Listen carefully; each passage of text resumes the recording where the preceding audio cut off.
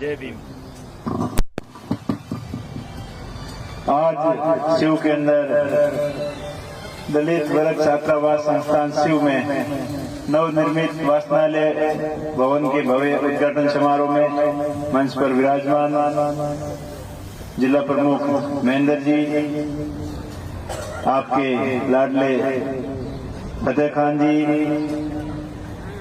आपके समाज के मार्गदर्शक और हमेशा एक्टिव रहने वाले पूर्व प्रधान उदयराम जी, उदयलाल जी, सेजू साहब, भाई भूपेंद्र जी, मोतीराम जी और समस्त समाज के शिक्षित, विकसित एवं समझदार सभी महानुभावों, सबसे पहले मैं आप सभी से माफी चाहूंगा कि आने का टाइम मैंने 12-1 बजे का बोला था, लेकिन देर हो गया आने में, तो इसके लिए माफी चाहूंगा। और आगे जब भी प्रोग्राम होगा तो समय पे आने की पूरी कोशिश करूंगा, क्योंकि आज खेलकूद प्रतियोगिताएं बहुत ज्यादा पूरे जिले के अंदर चल रही है और जहाँ भी जाते हैं तो थोड़ा थोड़ा टाइम लग जाता है। और आपकी तरह उन्होंने पहले से ही पाबंद कर दिया था कि हमारे तो आना पड़ेगा, तो शुरू में पहला प्रोग्राम था, वहाँ थोड़े लेट हो गए थे, इस वजह से लेट आए, इसके लिए मैं क्षमा चाहूंगा। इस मौके पर मैं यही कहूंगा कि जिस प्रकार बाबा साहब भीमराव अम्बेडकर जी ने जो हमें संदेश दिया, जो उन्होंने गरीब परिस्थितियों से उठकर खुद के दम पर संघर्ष करते हुए जो शिक्षा को समर्पित किया और जो उस जमाने में उन परिस्थितियों के अंदर उन्होंने जो शिक्षा हासिल की और वो बाहर विदेशों में भी पढ़े, लंदन में भी पढ़े, और जिस पढ़ाई के बाद में वो स्वतंत्रता संग्रामों के अंदर भी शामिल हुए, देश को आजादी दिलाने के लिए भी उनकी अहम भूमिका थी। और उनके बाद में जो उनको महत्वपूर्ण भूमिका मिली तो इस बात के संविधान के निर्माण की, तो उन्होंने एक ऐसा संविधान बनाया जो सबका विकास करे, शोषित, दलित, पीड़ित और सब लोगों को समानता के अधिकार मिले, वोट का अधिकार, शिक्षा का अधिकार, जो सबको बराबर अधिकार मिले, एक ऐसा संविधान उन्होंने बनाया जो विश्व का सबसे बड़ा लिखित संविधान और सब संविधानों के अंदर जो अच्छाइयाँ थी वो ग्रहण करते हुए अपने देश के निर्माण के लिए, नए निर्माण के लिए जो संविधान हमें दिया, हम सब उनके अनुग्रही हैं और उनके पद से न पद चलकर हमेशा अपना देश आगे कैसे बढ़े, उनके सिद्धांतों को अपना कर आगे चलना है। बाबा साहब भीमराव अम्बेडकर जी हमेशा यही कहते थे कि आप शिक्षित बनो, विकसित बनो और आपके ऊपर जो भी किसी भी प्रकार के जुल्म होते हैं उन्हें जुल्म सहन नहीं करो। उनका कहना था कि जुल्म करने वाले से जुल्म सहन करने वाला ज्यादा दोषी होता है, ज्यादा अपराधी होता है। तो वो उन्होंने एक जो नई दिशा दी, उनके अनुसरण पे हम आगे बढ़े और अपना क्षेत्र, शिक्षा के क्षेत्र में भी लोगों का जो सहयोग रहा। अभी आपने मोतीराम जी का बात कर रहे थे, याद है, स्वर्गीय गंगाराम जी, सॉरी रामदास जी की बात कर रहे थे, तो जो भी अपने पूर्वजों ने इस शिक्षा को अपनाते हुए समाज को अग्रणी भूमिका में अपने को ले जाने के लिए जो सहयोग दिया, उनके लिए हम हमेशा आभारी रहेंगे और उनके प्रयासों से ही आज हम इस स्टेज के ऊपर हैं। और हम सबकी जिम्मेदारी बनती है कि हम शिक्षा के क्षेत्र में और ज्यादा आगे उन्नति कैसे कर सकते हैं। बाबा साहब यही कहते थे कि शिक्षा वो शेरनी का दूध है, जो पिएगा वो दहाड़ेगा। और ये हम सबके सामने जो शिक्षित हुए, अपने अधिकारों हक के बारे में जो जानकारी रखता है और उनके लिए संघर्ष करता है, वही आगे बढ़ता है। तो इस प्रकार जो मेघवाल समाज हो, चाहे अन्य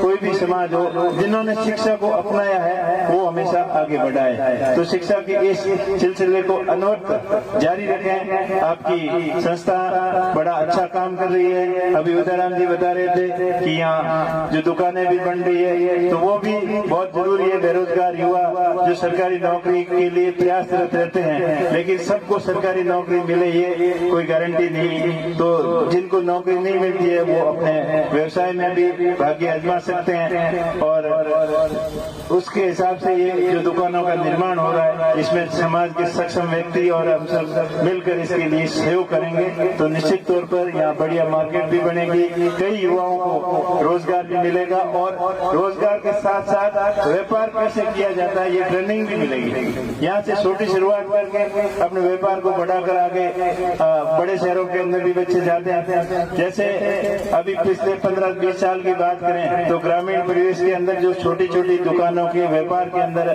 26-37 कौम के लोग आए हैं, उन्होंने यहाँ से शुरुआत करके बाहर जाके बड़े व्यापारी भी बने हैं। आज देख लीजिए अपने यहाँ के ये बिहार से नवल किशोर जी गोदारा जो खुद एक कबाड़ी की दुकान पे मजदूरी करते थे और आज कहाँ पहुँच गए। तो वो बिजनेस करने का जिसके अंदर तरीका होता है, जिनको कला आती है और जो हौसला होता है, तो आदमी कहाँ से कहाँ पहुँच जाता है। तो नौकरी के साथ साथ बिजनेस के ऊपर भी ध्यान देना हम सबका कर्तव्य बनता है। आप इस क्षेत्र के सभी मौजूद जागरूक समझदार सभी यहाँ आए हो और हम सब की यही भावना है कि अपना समाज हर दृष्टि से आगे कैसे बढ़े, चाहे शिक्षा के क्षेत्र में हो, चाहे कृषि के क्षेत्र में हो, चाहे व्यापार के क्षेत्र में हो, हर दिशा के अंदर समाज अग्रणी भूमिका निभाए। हम सब आगे कैसे बढ़े इसके लिए सब मिलकर प्रयास करें और जो सक्षम व्यक्ति है वो अन्य समाज के जो और पिछले लोग हैं उनको आगे कैसे लेके आए उसके लिए भी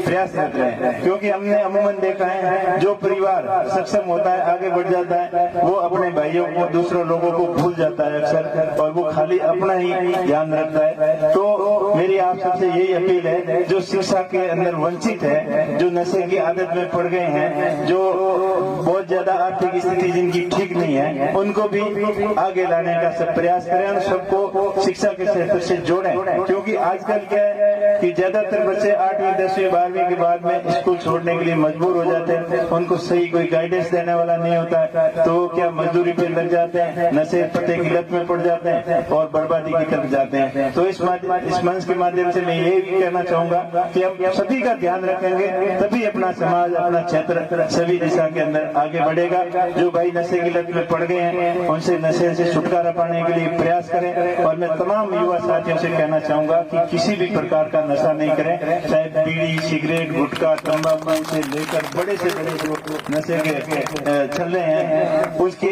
तरफ बिल्कुल ध्यान नहीं दें। और नशा करना है तो सिर्फ एक ही चीज का करें जो अभी उदयराम जी ने बताया कि शिक्षा से नाता जोड़ो और अपने आप का विकास कैसे कर सकते हो उस दिशा के अंदर लग जाओ, अपने व्यक्तित्व के निर्माण में लग जाओ। अगर आप अपना खुद का और अपने परिवार का ध्यान रख लोगे तो समाज अपने आप सुधर जाएगा, अपना क्षेत्र का विकास अपने आप हो जाएगा। तो मेरी यही अपील है कि नशे पते से दूर रहकर समाज की मुख्य धारा में सम्मिलित हुए और किसी भी प्रकार का किसी भाई के प्रति कोई भी किसी भी तरीके का अन्याय अत्याचार होता है तो उसके साथ में उसका मदद करें और अन्याय से लड़ने के लिए मजबूत रहे, एक रहे, नेक रहे, होशियार रहे। दूसरी बात उदयलाल जी सेजू साहब ने बताई कि इस संस्थान के अंदर लाइब्रेरी हॉल बनाना है, तो ये तो पैसा आपका ही है, मेरा तो कुछ नहीं है, आपके दिया हुआ है। क्योंकि जिस प्रकार पिछले लोकसभा चुनाव के अंदर जो विशेष करके SC समुदाय ने 99% वोट कांग्रेस पार्टी को दिए, मुझे आपने आशीर्वाद दिया, तो सबसे पहला हक ये आपका ही बनता है। तो आपके लिए जितना आप सहयोग मांगोगे उतना देने के लिए तैयार है। और सेजू साहब कह रहे हैं 20 लाख, 30 लाख कह रहे हैं, तो आप फर्नीचर डिजिटल लाइब्रेरी के लिए 30 लाख कह रहे हैं, तो ये आपका ही पैसा है, मेरा तो कुछ नहीं है। बाकी खले खान जी और आप जो भी उदयराम जी सब कहोगे वो पूरा 30 लाख रुपए आपके लिए आ जाएगा। इस संस्था के डॉक्यूमेंट कागजात है, वो डॉक्यूमेंट फॉर्मेलिटी है, वो आप पूरी कर देना और हाथों हाथ आपके लिए सेंक्शन निकल जाएगी। और आपका आशीर्वाद हमेशा इसी प्रकार बना रहे। और इसी के साथ साथ ये भी प्रयास रहेगा अपने क्षेत्र में जो भी किसान भाई लाइट से वंचित थे उनके लिए भी खुशखबरी है कि अभी जो भी घर विद्युत कनेक्शन से वंचित है उनका टेंडर हो गया है और बाड़मेर, जैसलमेर, बालोतरा तीनों में मिला के करीब 550 करोड़ रुपए विद्युत कनेक्शन कनेक्शन के लिए स्वीकृत हो गए। तो 2023 तक जिसने फाइल भर रखी होंगी सबके कनेक्शन हो जाएंगे। और साथ ही साथ मैंने अधिकारियों को बोल दिया है, एमडी साहब से बात कर ली है कि नजदीक में घर पड़ता है जिसके 1-2 पोल लगता है वो भी अपनी फाइल भर दे।